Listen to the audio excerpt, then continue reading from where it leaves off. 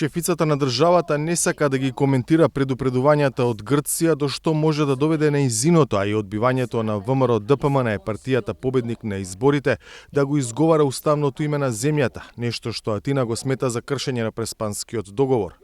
Откако Гордана Силјановска Давкова ја презеде должноста, грчките власти пред се премиерот Мицотакис во неколку наврати јасно порача дека Северна Македонија име за севкупна употреба, дека новата влада тоа мора да го почитува и дека прашањето доколку нешто не се промени ќе го отвори на предстојниот самит на НАТО.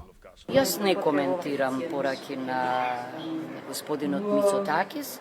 Во Преспанскиот договор има механизми, почнувајќи од укажување па до обраќање до генералниот секретар на Обединетите нации и се разбира ова што велите вие, можност за покренување постапка пред Меѓународниот суд на правдата, истиот чија пресуда соседот Грција не ја почитуваше.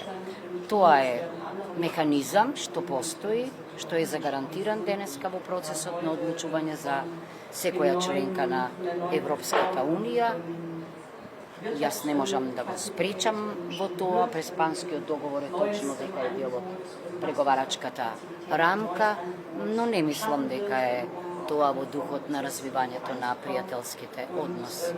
Дел од присутните амбасадори кои го следаа незиното обраќање и незиниот одговор на новинарското прашање за пораките од Атина потсетија дека компромис е еден од клучните зборови во Европската Унија и дека земјава засега не се соочува со ново вето.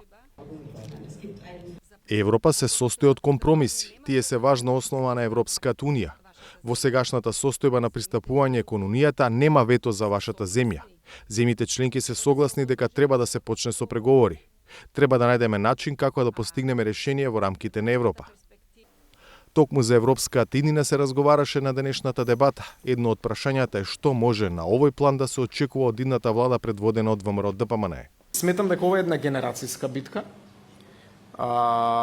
Битка да ги потврдиме оние вредности кои што за жал во минатото често беа декларативно кажувани, но во пракса не носеа ништо опипливо за нашите граѓани. И тоа ќе го постигнеме единствено доколку испорачуваме по прашањата за кои што тие гласале на изборите.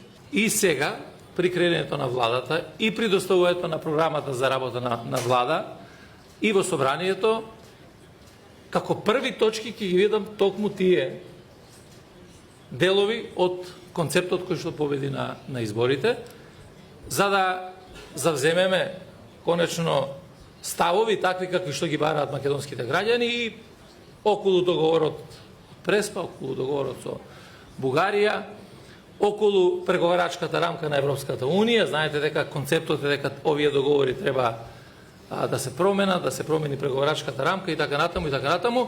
Наскоро ќе се видат политиките на новиот владин кабинет во делот на Европската Унија, кој според партиски проценки треба да стапи на должност до 20 јуни. За Гласот на Америка, од Скопје, Владимир Мирчевски.